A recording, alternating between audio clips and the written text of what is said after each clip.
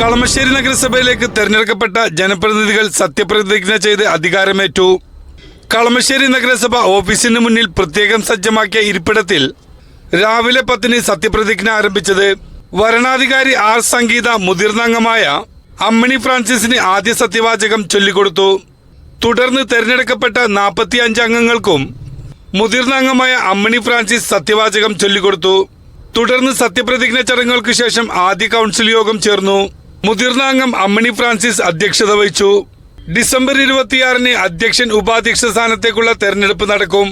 ഇതുമായി ബന്ധപ്പെട്ട അറിയിപ്പ് വായിച്ചതിനു ശേഷം ആദ്യ കൗൺസിൽ യോഗം അവസാനിച്ചു.